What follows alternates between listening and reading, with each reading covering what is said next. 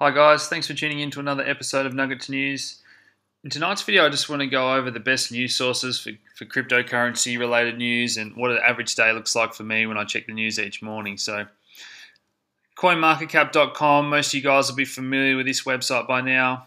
I just want to look at the 24-hour trading volume. I want to see what coins sort of had the most money flow through it, as well as big price moves, particularly of the top few coins, to see what's happening. If there's been any big price moves, I want to make sure that I'm aware of what's going on with, say, EOS having their token sale today.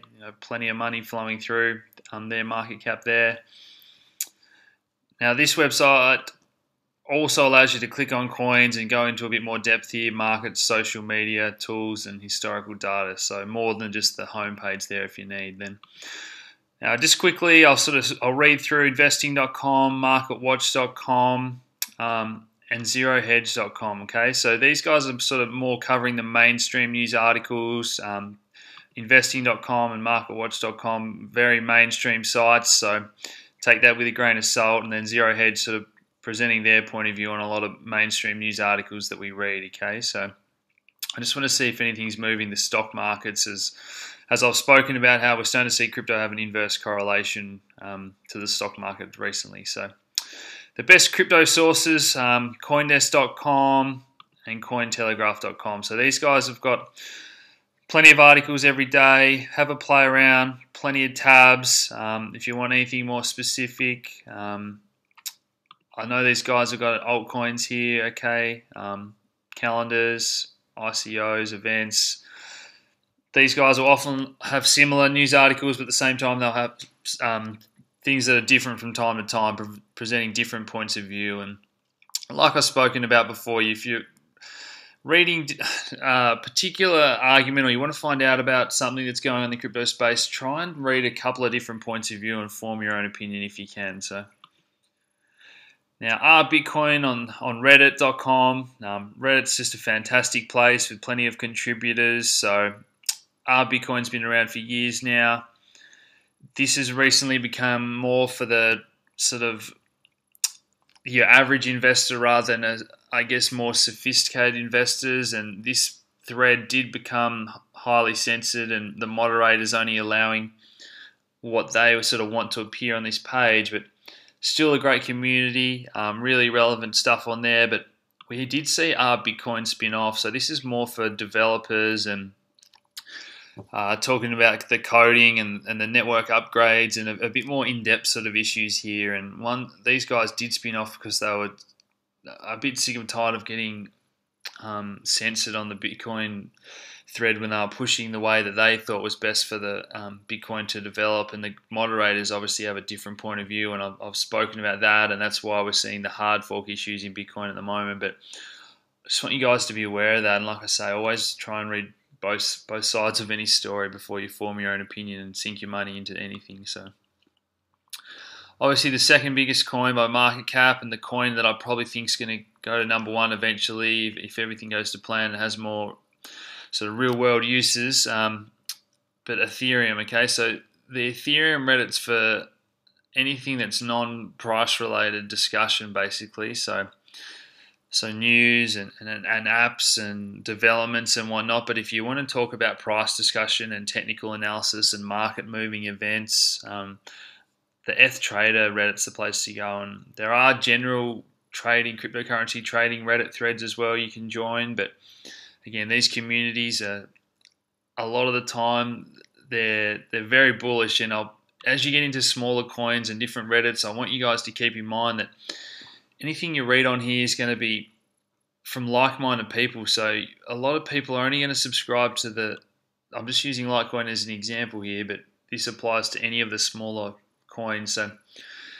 a lot of the subscribers are going to be bullish on this. They're going to be liking it, guys that have bought it and guys that want to see the price go up. So you're not going to read a lot of bad news on any of these sites, and you've got to keep that in mind. And anything that's really positive is going to get heaps of upvotes and positive comments. But you got a lot of these, and Ethereum and Litecoin tend to be two of the more open-minded Reddit threads going around where there is open discussion about what's best for their communities. But as you go down those smaller market cap coins, you've just got to be aware that everyone on that site wants to see it do well, and you don't want to get sucked into the hype and the pump and dumps and that sort of thing, because I've gone to read up about smaller coins before, and there's nothing but positive news on how it's going to the moon. And it's just, to me, then it's obvious that it's just a pump and dump if there's no articles about what the developers are actually doing and a roadmap and that sort of thing. Okay, so just keep that in the back of your minds.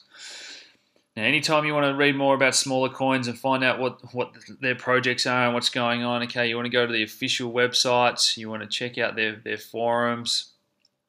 These guys have been on these forums for a while, okay, generally better quality discussion maybe than what you'll find on just general guys talking about stuff on Reddit. And again, you want to find out who your developers are and project managers on your coin. So Charlie Lee, for example, creator of Litecoin, I want to be subscribed to him on Twitter and following him. You guys know I've currently got a trade on in Litecoin, so for that reason I want to have mobile notifications turned on. So I want to get a notification on my phone if something important happens, and I want to know straight away. Particularly if there's something nasty happens in the middle of the night and I've got a position on, I don't want to wake up the next morning 6 hours later and find out that Litecoin's gone down in price. I want to know straight away. So Twitter mobile notifications is a really good way to go, and I suggest opening a Twitter account, follow all the developers and all the Twitter accounts of your favorite coins. And for that reason, I recommend never investing in maybe a dozen different coins, because it's so hard to keep up with all these news. And guys ask me, oh, what do you think about this little coin? And you can do a bit of research over a few hours, but again, it's impossible to know everything about every coin. So get to know a dozen really well inside out. And if you're a trader, you can even profit from selling those coins and shorting those coins on the way down if you know that there's bad news coming up in the future before the majority of other players sort of know these things. So keep your finger on the pulse wherever possible. Now, Google Trends is another good tool I like to use. So I want to always compare whatever coin I'm looking at to the big market cap coins. And as we see here, we sort of see a bit of life and a few more people searching for what Litecoin is. And that to me is a sign that we're gonna see a run up in price. And just another good tool to use when you're trading or investing to know where we are in the cycle of things. Okay.